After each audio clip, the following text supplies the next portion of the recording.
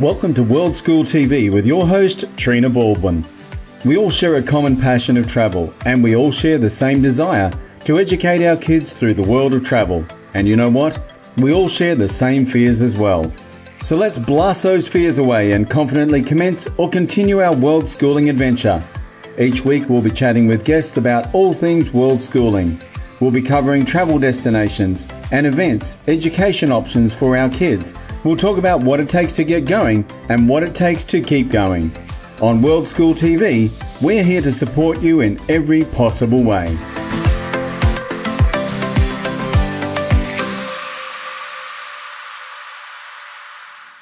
Welcome to Worldschool TV.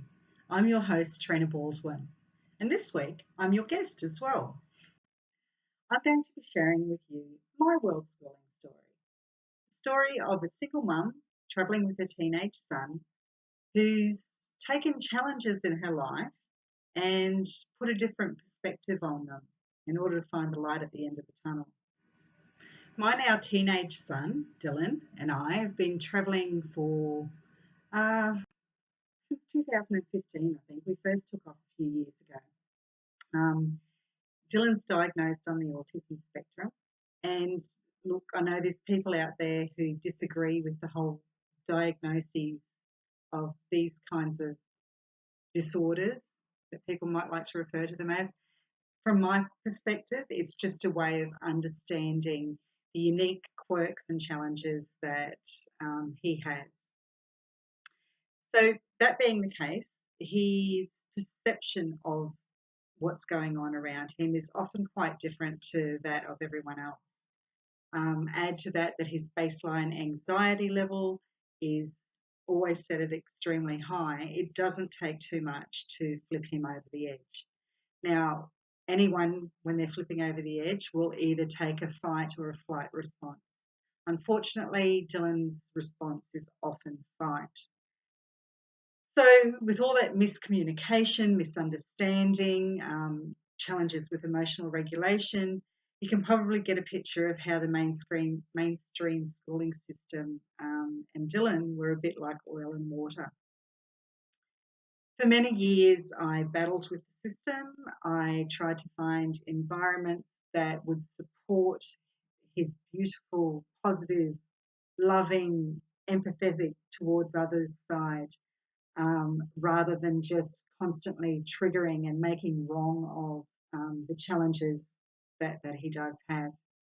And look, eventually I come to the conclusion that was not going to be found within the mainstream system. And unfortunately, I also found that a lot of alternative education organisations weren't really accepting of or keen to help nourishing him and his education as well. So I was put in a situation where the only option I felt I had was to homeschool. Now, this is where I truly believe that the universe has always got your back, you know, that you're always being guided in the right direction, you're always being given a little nudges to get you onto the path of least resistance, because isn't that the nicest place to be, where you're in least resistance? So in having this belief, I can see, and it paints a beautiful picture of how we actually ended up full-time travelling first time around. I lost my job after countless calls into school to deal with issues that were going on with Dylan, being taken away from work at least twice a week. I lost my job. I just wasn't a reliable employee, and I get that. But I was horrified. I was absolutely horrified. I've never been sacked from a job before. I'm the sole provider for my family. And yeah, I was forced into a situation where I had to change my view of how our life was and come up with something that was going to work for us both individually and as a family unit as well. Okay, so Dylan's not going to school anymore. I've lost my job. I'm at home anyhow. And then we add into that I love to travel. I've also instilled that desire in Dylan as well because, we were always going away on holidays, having long weekends away. After roof over our head and food on the table, travel was a priority. So I decided to look at how things were going. I wasn't particularly thrilled about having to homeschool, to be honest. Um, I I love my space, and as a single mum, I don't get much space. I didn't have family around me, or support that could provide that, especially with Dylan's challenges.